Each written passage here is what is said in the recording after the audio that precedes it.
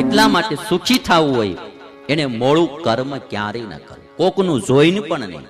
આખો આડોશ પાડોશ કે આખી સોસાયટી ડાયરેક્ટ હાંકતી હોય ને ઇલેક્ટ્રિસિટી, ઈ જોઈને આપણે આંકડા ન મારવા.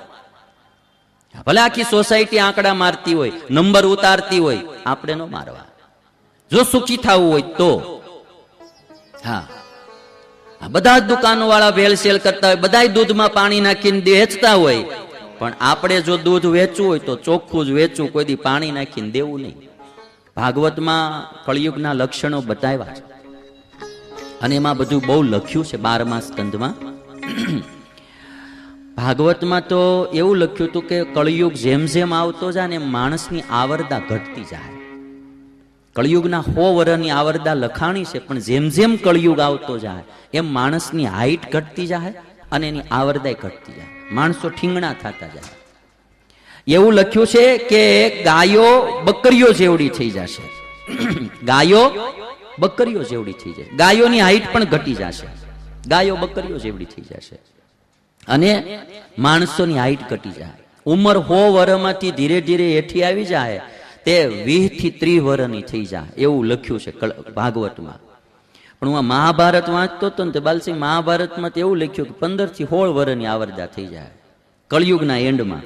આપણે સારું શું વેલા આવી ગયા હજી, કારણ કે કળિયુગના 4,32,000 વર્ષ કીધા કળિયુગના.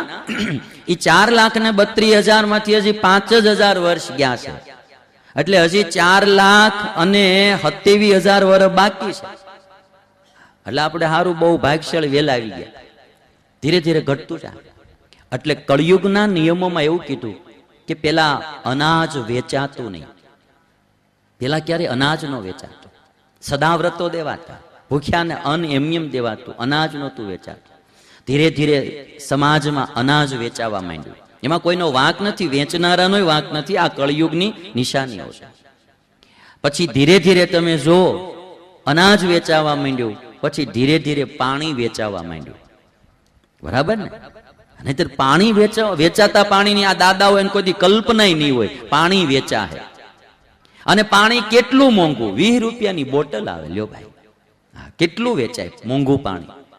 અને મેં હમણાં સાંભળ્યું કે ચાઇનામાં ઓક્સિજન વાયુ વેચાય છે. જે આપણે શ્વાસમાં વાયુ લઈએ ને, ઓક્સિજન વાયુ શ્વાસોશ્વાસમાં જે આપણે શ્વાસ લઈએ ઓક્સિજન વાયુ, અટાણે અમુક એવા પોલ્યુટેડ સિટી થઈ ગયા છે કે જ્યાં શુદ્ધ ઓક્સિજન મળતો નથી, એટલે બોટલમાં ઓક્સિજનો આપવામાં આવે છે. જેમ પાણીની બોટલો વેચાય એમ ઓક્સિજન વાયુ વેચાવા માંડ્યો છે. તમને આ કળિયુગના લક્ષ્ય નહીં દેખાતા ભાઈ? અને જ્યારે બહુ બધા આવી રીતે પાપો વધે ને ભાઈ, તેથી ભૂકંપો, ત્યારે પછી તમે અતિવૃષ્ટિ, અનાવૃષ્ટિ, વાવાઝોડા, આ બધું લખ્યું છે ભાગવતમાં. આ આવશે. એટલે સુખી થવું હોય એને કર્મ ઉપર ધ્યાન દેવું. કોઈ દી મોળું કર્મ ક્યારેય ન કરવું. કોકનું જોઈને પણ નહીં, આડોશી પાડોશીનું જોઈને પણ નહીં, ચોરી નહીં, દગાદુગી નહીં, લૂંટ નહીં, કોઈ ભેળસેળ નહીં, કોઈ દિવસ કોઈનું હરામનું લેવું નહીં, આપણા ભાગનું ન હોય લેવું નહીં, હરામનું ખાવું નહીં. આ જીવનમાં નિયમ બનાવો.